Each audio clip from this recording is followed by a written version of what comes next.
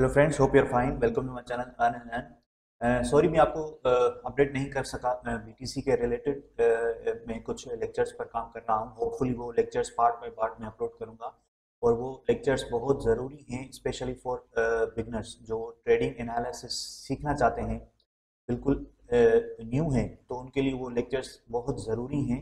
तो उन्हीं वीडियोस पर मैं काम कर रहा हूँ, अभी भी उन्हीं वीडियोस पर काम चल रहा है। लेकिन फिलहाल मैं आज आपको इसलिए अपडेट कर रहा हूँ कि बीटीसी ने एक इम्पोर्टेंट रेजिस्टेंस थी जो उसको ब्रेक किया है। अगर चार्ट पर दिखाऊं मैं आपको, लास्ट टाइम मैंने आपको एक वेज बनाकर दिखाया था और मैंने ये भी कहा था कि अगर इस वेज का ब्रेकआउट होता है तो प्राइस नीचे जाता हुआ हमें नजर आएगा, और वही हुआ, प्राइस नीचे गया।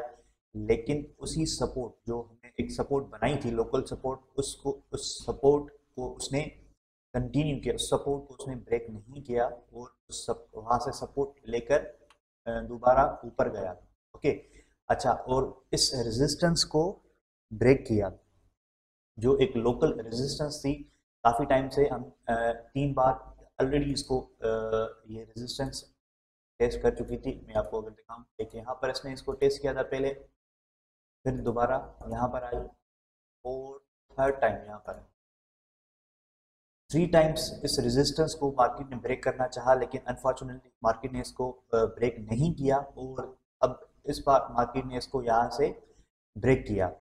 अच्छा, इस रेजिस्टेंस को ये रेजिस्टेंस काफ़ी स्ट्रॉन्ग रेजिस्टेंस थी, इसको ब्रेक किया और फिर वो मार्केट ऊपर चली गई। अच्छा, इसके अलावा एक और इम्पॉर्टेंट चीज़ जो मैंने आपको दिखाया था कि DMA50 को मार्केट ने यहाँ से ब्रेक किया। ब्रेक करने के बाद मार्केट ऊपर गई और यहाँ पर DMA50 पर सपोर्ट ली इसने, दोबारा मार्केट गई, यहाँ पर रेजिस्टेंस फेस की और दोबारा इसको DMA50 ने एज ए सपोर्ट यूज़ किया।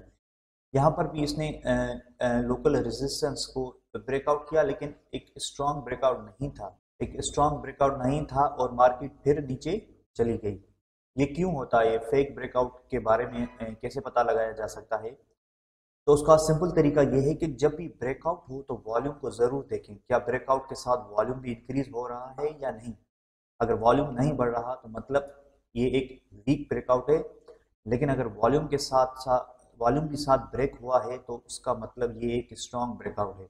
वॉल्यूम के साथ किस तरह ट्रेड कर सकते हैं, इस पे मैंने पहले ही भी एक वीडियो बनाई है, वो आप देख सकते हैं। उस वीडियो को मैं ऊपर पिन भी कर देता हूँ और उसका लिंक भी डिस्क्रिप्शन में शेयर कर देता हूँ। अच्छा, और इसको अच्छी तरह से दिखाने के लिए मैं एक आपको चार्ट दिखाता हूँ। इस जगह पर अगर आप नोट करें, इस जगह पर अगर आप नोट करें कि यहाँ पर EMA21 को मार्केट ने ब्रेक किया, वो जो एक फॉलिंग वेज बन रही थी, काफ़ी टाइम से एक फॉलिंग वेज बन रही थी।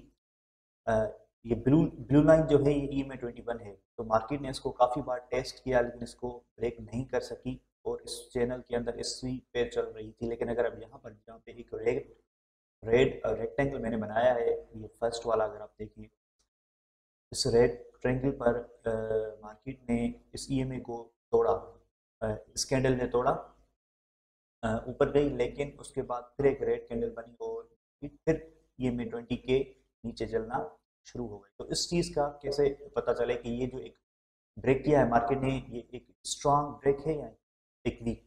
तो उसी के साथ में एक नीचे एक वॉल्यूम के लिए एक एरो बनाया है। अगर आप उसको देखें तो जब यहाँ पर ये ब्रेक हुआ तो यहाँ पर वॉल्यूम बिल्कुल नहीं था। अगर आप नीचे आप नोट करें, वॉल्यूम, एवरेज वॉल्यूम, अच्छा, ये जो एक ब्लैक लाइन मैंने जो बनाई है, ये एक एवरेज वॉल्यूम शो करती है। अगर इसके बारे में भी आप जानना चाहते हैं तो वो वॉल्यूम वाली वीडियो ज़रूर देखें, वो आपको बहुत काम आएगी।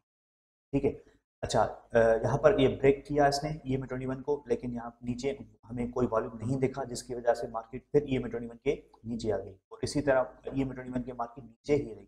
लेकिन अगर आप इस कैंडल पर नोट करें, जब इस कैंडल ने दोबारा EMA21 को ब्रेक किया तो नीचे वॉल्यूम एवरेज वॉल्यूम से ऊपर है। तो इसका मतलब ये एक स्ट्रॉन्ग ब्रेकआउट है, इसे वॉल्यूम भी सपोर्ट कर रहा है और अ, ये एक फेक ब्रेकआउट नहीं बल्कि एक स्ट्रॉन्ग ब्रेकआउट है। तो इस तरह हम किसी भी ब्रेकआउट को जान सकते हैं कि आया कि वो एक फेक ब्रेकआउट है या एक स्ट्रॉन्ग ब्रेकआउट है। जब भी ब्रेकआउट वॉल्यूम के साथ हो तो वो एक पॉजिटिव और स्ट्रॉन्ग ब्रेकआउट। अच्छा, इसके बाद का सिनेरियो क्या बनता है? अगर मार्केट ने एक स्ट्रॉन्ग रेजिस्टेंस 40 के को जब ब्रेक किया तो मार्केट ऊपर गई, और फॉर नाउ नेक्स्ट रेजिस्टेंस जो मार्केट को है वो है 45 पे। 45 600 पे नेक्स्ट रेजिस्टेंस है इसको।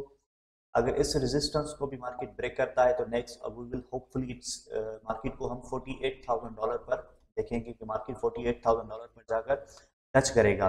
अच्छा, फिलहाल के लिए मार्केट में हमें बीटीसी के लिए कुछ पॉजिटिव न्यूज़ के साथ साथ एक बहुत अच्छे वॉल्यूम के साथ मार्केट ऊपर जाती हुई नजर आ रही है। एक पॉजिटिव साइन है। अगर होपफुली मार्केट इसी के ऊपर ही रहती है तो एक न्यू ऑल टाइम हाई की तरफ भी जा सकते हैं, लेकिन फिलहाल के लिए अभी बिल्कुल मत समझें कि अभी न्यू टाइम हाई करीब ही आने वाला है। एक इस पे आने के लिए टाइम लगता है। अच्छा, इसके साथ साथ अगर हम फियर और ग्रीड इंडेक्स को भी देखें तो काफ़ी टाइम पहले जो इंडिकेटर था वो एक फियर में चला। अगर आप देखें लास्ट मंथ तो पूरा महीना फियर में ही गुजरा, एक्सट्रीम फियर 23 पर था इंडिकेटर, लेकिन लास्ट वीक फियर कुछ कम हुआ, 26 पे आया, और कल 45 और आज 48 पर है। ठीक है, तो एक पॉजिटिव साइन आ रही है मार्केट में, लोगों का मार्केट पर भरोसा बन रहा है और लोग अपने पैसे इसमें इन्वेस्ट कर रहे हैं, जिसकी वजह से मार्केट ऊपर जा रही है। अच्छा, इसके साथ साथ आपको एक और चीज़ मैं दिखाऊं कि हाई टाइम फ्रेम पर क्या सिनेरियो बनता है। अगर हाई टाइम फ्रेम के लिए मैं आपको मंथली चार्ट पर लेकर चलूं, मंथली चार्ट पर आकर, और अगर इन चीज़ों को हटा दूं, ठीक है। अच्छा, ये जो एक बड़ी कैंडल बनी थी, ये बनी थी अक्टूबर 21 में बनी थी, और उसके बाद मार्केट ने नेक्स्ट मंथ नीचे आना शुरू किया और 3 महीने तक मार्केट नीचे चली। ये जो कैंडल्स हैं, ये हर एक कैंडल एक मंथ को रिप्रेजेंट कर रही है। ये नवंबर की कैंडल थी, ये दिसंबर, और ये जनवरी की कैंडल थी 21। अच्छा, अब मार्केट नेक्स्ट कैंडल जो है वो बहुत ज़रूरी है कि नेक्स्ट कैंडल कहाँ पे क्लोज हो रही है, और यही हमें मार्केट की डायरेक्शन बताएगी कि मार्केट आया अपवर्ड जाएगी, कंटिन्यू ऊपर जाएगी या नीचे। इसके लिए बहुत ज़रूरी है कि इस कैंडल को, इस जो प्रीवियस बीरिश कैंडल थी, इससे ऊपर ये क्लोज हो। अगर इससे ऊपर क्लोज होती है तो होपफुली हम मार्केट फिर एक अप ट्रेंड में चलना शुरू हो जाए। ठीक है, इसके लिए ज़रूरी है कि इस प्रीवियस बियरिश कैंडल से ये जो नेक्स्ट ग्रीन कैंडल बन रही है ऊपर, इसके ऊपर क्लोज हो 48,000 पे। इसने अगर आप कैंडल पर आकर देखें तो इसका जो क्लोज हुआ था वो हुआ था 38,491। तो अगर ये ग्रीन कैंडल इससे ऊपर क्लोज होती है तो होपफुली मार्केट अप ट्रेंड में जाएगी और हम न्यू ऑल टाइम हाई भी देख सकते हैं। अगर प्रीवियस देखें तो ये बेरिश कैंडल बनी थी, और इसके बाद जो नेक्स्ट हमारी ग्रीन कैंडल बनी थी वो इस बेरिश कैंडल से ऊपर ही बनी थी। बेरिश कैंडल बनी थी हमारी 35,037 पर, और जो नेक्स्ट ग्रीन क्लोज हुई थी वो हुई थी 41490। तो ये इस यहाँ से ऊपर क्लोज हुई, और उसके बाद हमने एक दो तीन कंटिन्यूसली 3 महीने तक मार्केट अप ट्रेंड में चली।